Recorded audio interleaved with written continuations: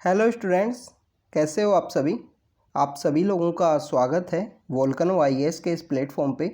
Students, अगर हम बात करें इस लेक्चर की, तो ये लेक्चर हमारा डेली क्विज का डिस्कशन वीडियो है। इस डिस्कशन वीडियो के थ्रू हम जो टॉपिक्स, जो क्वेश्चंस आपको दिए हैं, उन क्वेश्चंस का यहाँ डिस्कशन करते हैं और वो काफ़ी ज़्यादा इम्पोर्टेंट है। उन डिस्कशन के थ्रू आपको बहुत सारी इन्फॉर्मेशन है जो मिलती है। आज का जो डे है वो संडे का दिन है, तो हम आज की क्विज़ के अंदर बेसिकली जो स्टैटिक पार्ट के जो क्वेश्चंस हैं उन सबको यहाँ पे ऐड किया गया है। स्टैटिक के भी कुछ क्वेश्चंस हैं, कुछ जो प्रीवियस ईयर के अंदर जो करंट अफेयर्स के लिए न्यूज़ में थे। तो हमारा जो एग्ज़ाम का जो प्रिपरेशन है वो काफ़ी होलिस्टिक वे में हो सके, इसलिए इन सब को हमने यहाँ पे कवर किया है। तो स्टूडेंट्स, आज का जो डिस्कशन है उसको स्टार्ट करते हैं। सबसे पहले अगर हम बात करें फर्स्ट क्वेश्चन की, तो फर्स्ट क्वेश्चन में पूछा है जो साइक्लोपियन वॉल है उससे रिलेटेड ये क्वेश्चन है। स्टूडेंट, जो साइक्लोपियन वॉल है वो जो लास्ट ईयर न्यूज़ के अंदर काफ़ी ज़्यादा इसके बारे में मेंशन किया गया था।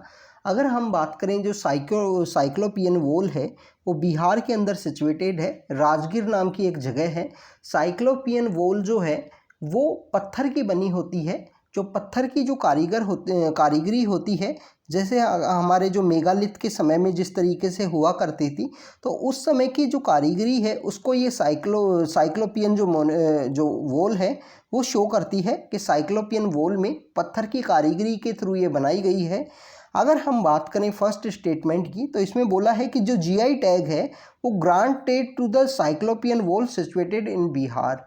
फर्स्ट बात स्टूडेंट्स, जीआई टैग नहीं, अभी रिसेंटली बिहार गवर्नमेंट के द्वारा यहाँ आर्कोलॉजिकल सर्वे ऑफ इंडिया को यहाँ पे रिक्वेस्ट किया गया है कि इसको यूनेस्को हेरिटेज साइट के अंदर में डिक्लेयर करने से रिलेटेड यहाँ प्रपोजल है वो सेंड किया गया है। तो स्टेटमेंट ए यहाँ पे इनकरेक्ट होगा, जीआई टैग से रिलेटेड नहीं है साइक्लोपियन वॉल। अगर हम बात करें कि सेकेंड स्टेटमेंट की, उसमें बोला है it was erected during the Mauryan era to protect the city. Students, ये प्री मौर्यन एरा का जो आर्किटेक्चर है, प्री मौर्यन एरा का यह बना हुआ है, ऐसा बताया जाता है। जो यहाँ पे जरासंध नाम के एक किंग हुआ करते थे, बृहदर्थ नाम की जो डायनेस्टी थी, उसी डायनेस्टी के जो राजगीर है, राजगीर सिटी के अंदर में इसको इरेक्ट किया गया है। वहाँ पे एनसर्किल करता है, जो राजगीर नाम की जो सिटी थी, एंशिएंट सिटी, उसको चारों तरफ से ये घेरता है। वहाँ प्रोटेक्ट करने से रिलेटेड होगा। उस समय में जो राजगीर नाम की जो सिटी है उसको यहाँ प्रोटेक्ट करने से रिलेटेड चारों तरफ इस तरीके से जो पत्थर की जो वॉल है, जो दीवार है, वो बनाई होगी। राजगीर वो ही कैपिटल सिटी है जो बिंबिसार नाम के राजा हुआ करते थे, जिनके बेटे थे अजातशत्रु। उनके समय में जो राजगीर का जो मैक्सिमा यहाँ पे हमको देखने को मिलता है हिस्ट्री के समय में, ये प्री मौर्यन एरा के समय की बनी हुई है। सेम ऐसी एक दीवार रोमन एम्पायर के समय भी बनी हुई थी। रोमन एम्पायर जो काफ़ी ज़्यादा इम्पोर्टेंट है, उसको 1987 के समय में यूनेस्को की हेरिटेज साइट के अंदर में डिक्लेयर कर दिया गया। अब ये रिसेंटली बिहार गवर्नमेंट के द्वारा ये प्रपोजल सेंड किया गया है कि इसको भी यूनेस्को जो हेरिटेज लिस्ट है उसके अंदर यहाँ पे शामिल किया जाए। तो स्टूडेंट्स, यहाँ पे जो दोनों स्टेटमेंट हैं वो इनकरेक्ट होंगे, तो यहाँ पे जो आंसर होगा वो डी आंसर होगा। अजातशत्रु एंड द, अगर हम बात करें अजातशत्रु के जो पिता थे बिंबिसार, उनके बारे में आपको पता होना चाहिए कि अजातशत्रु के समय में और भी बहुत सारी कुछ एक्टिविटीज़ हुई हैं, बुद्धिज़्म से रिलेटेड भी उन्होंने कुछ काम किए हैं, तो उनके बारे में आपको पता होना चाहिए स्टूडेंट्स। ये जो दीवार है वो इरेक्ट हुई थी बृहदर्थ नाम की जो डायनेस्टी थी, उसके राजा हुआ करते थे जरासंध, उनके समय में। अगर हम इसको फोटो के अंदर देखें तो स्टूडेंट्स, ये बेसिकली जो साइक्लोपियन वॉल है राजगीर के अंदर ये लोकेटेड है, बिहार के अंदर में। ये देखिए पत्थर से बना हुआ है, ये कम्प्लीटली पत्थर की यहाँ पे कारीगर जो मेगालिथ के समय में देखने को मिली थी, तो उस तरह की कारीगरी यहाँ पे देखने को मिलती है। तो स्टूडेंट्स, अब हम चलते हैं नेक्स्ट क्वेश्चन की तरफ में। Next question is about the GI tag और उससे जो एसोसिएटेड स्टेट हैं उससे रिलेटेड ये क्वेश्चन है। अगर हम बात करें इसमें, अगर हम बात करें पनरूती कैश्यू, जो पनरूती जो काजू होते हैं उनकी अगर हम बात करें, ये तमिलनाडु के अंदर होते हैं स्टूडेंट्स। इनको जीआई टैग है जो ग्रांटेड है।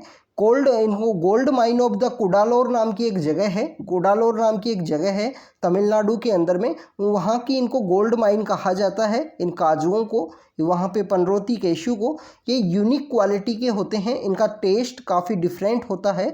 तो पंडरोती केशु है वो तमिलनाडु के अंदर एसोसिएटेड है, तो फर्स्ट पेयर तो यहाँ पे करेक्टली मैच है। Next is about the Bardhaman mihidana, वो उड़ीसा में बताया गया है स्टूडेंट्स, तो आपको पता होना चाहिए। तो बर्धमान नाम की जो जगह है वो वेस्ट बंगाल के अंदर है, और ये मिहिदाना होते हैं, जैसे आपने अगर देखे होंगे जो लड्डू बनते हैं, लड्डू अगर हम बात करें कि जो मोतीचूर के जो लड्डू होते हैं उसमें जिस तरीके से जो दाना होता है वो काफ़ी जो छोटा होता है, उसी तरीके से यहाँ पे जो बर्धमान मिहिदाना है ये बेसिकली एक राइस के जो फ्लोर है उसके बनते हैं।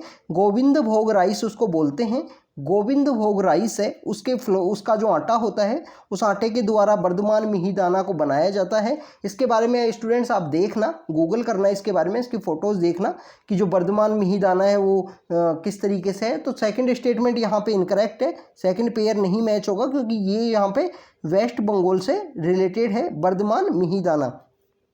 थर्ड अगर हम बात करें थर्ड पेयर की, third pair is about the Banarasi pashmina से रिलेटेड है।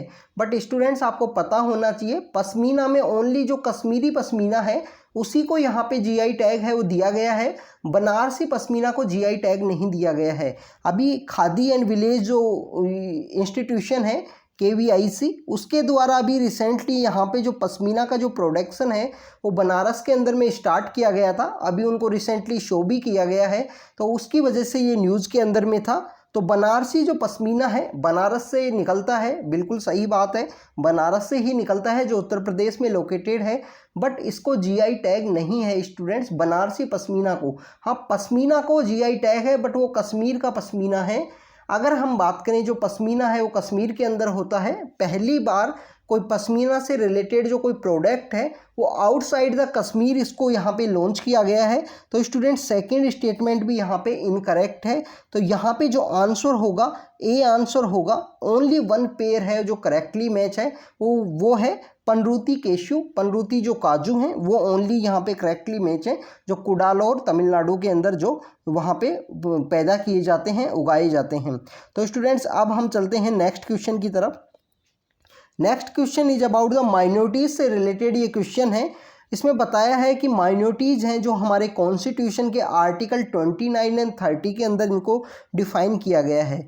स्टूडेंट्स आपको पता होना चाहिए जो माइनॉरिटी जो शब्द है, माइनॉरिटी शब्द को article 29, article 30, article 350A, article 350B, इन सब के अंदर में ये वर्ड है जो पाया जाता है।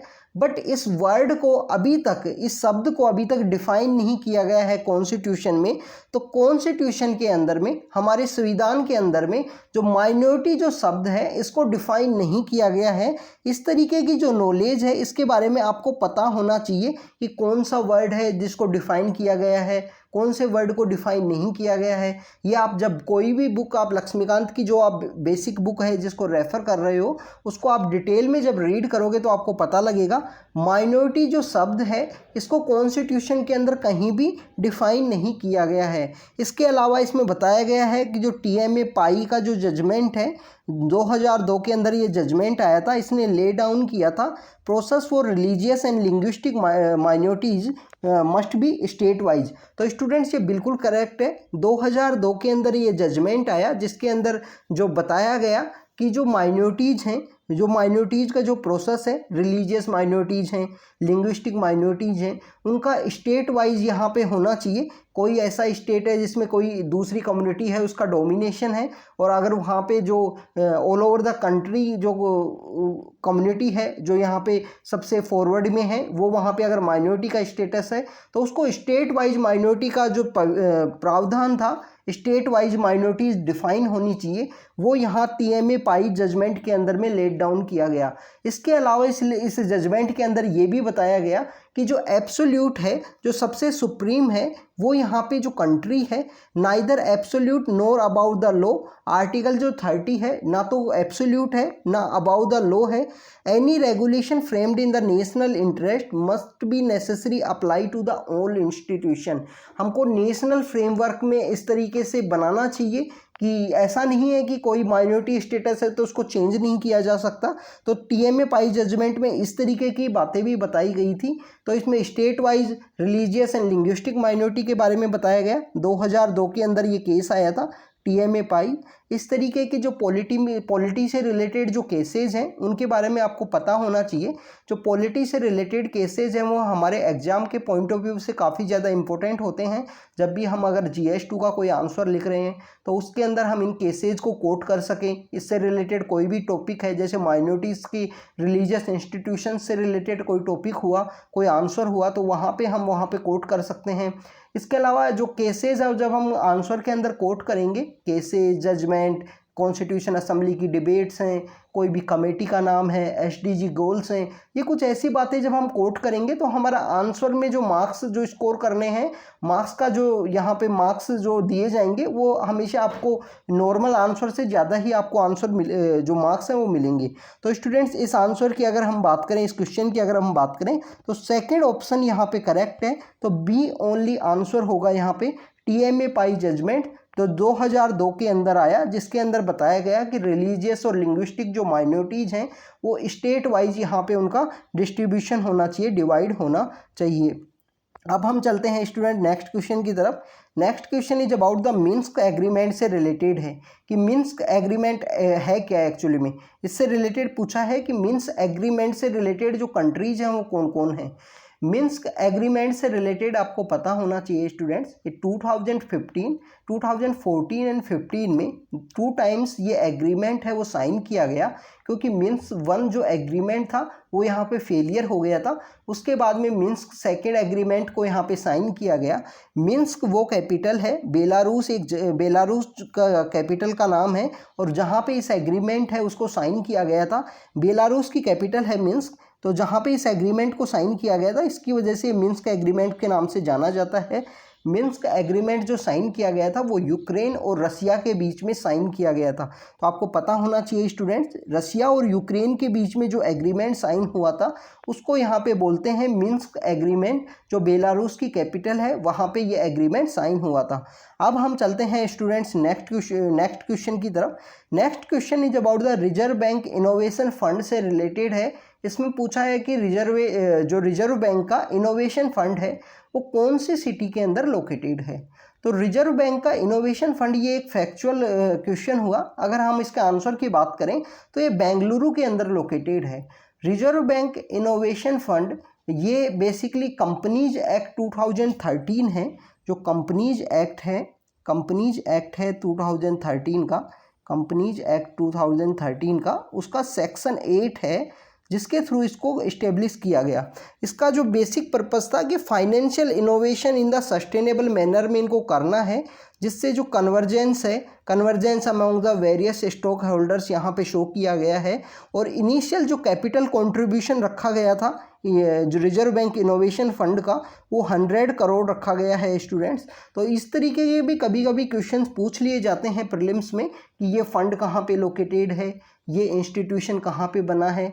जैसे आप 2016-17 के पेपर की बात करें तो वहाँ भी कुछ क्वेश्चंस पूछ लिए गए थे। तो रिजर्व बैंक का जो इनोवेशन फंड है, इनोवेशन जो हब है वो अभी यहाँ पे बेंगलोर के अंदर में जी सिचुएटेड है, इसके बारे में पता होना चाहिए। तो स्टूडेंट्स ये आज की हमारी क्विज थी जिसके अंदर हमने कुछ क्वेश्चंस को देखा। साइक्लोपियन वॉल के बारे में हमने देखा, ये राजगीर के अंदर लोकेटेड है। मौर्यन से पहले ही ये बनना शुरू हो गई थी। एक मेगालिथ आर्किटेक्चर का जो पीस है जो हमको शो करता है। सेकंड हमने GI टैग के बारे में देखा, GI टैग कहाँ से रिलेटेड है। जो बनारसी पश्मीना है उसको GI टैग नहीं मिला है अभी तक।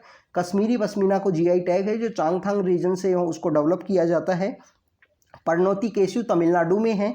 इसके अलावा बर्धमान जो यहाँ पे मिहिदाना है वो बंगाल का लोकेटेड है। Third question is about the minorities से रिलेटेड है। तो TMA पाई में जो स्टेट वाइज माइनॉरिटीज़ को डिफाइन किया गया है, इसके अलावा जो माइनॉरिटी जो वर्ड है उसको कहीं भी डिफाइन नहीं किया गया है। TMA पाई में बताया गया है कि minority should be on the state wise basis पे होनी चाहिए। अगर थर्ड मिन्स्क ग्रुप से रिलेटेड है, रशिया और यूक्रेन के बीच में, और रिजर्व बैंक इनोवेशन हब है जो बेंगलोर के अंदर बनाया गया। तो स्टूडेंट्स आप इन वीडियोज़ को देखिए, शेयर कीजिए अगर आपको सही लगता है तो ये। तो student thank you very much.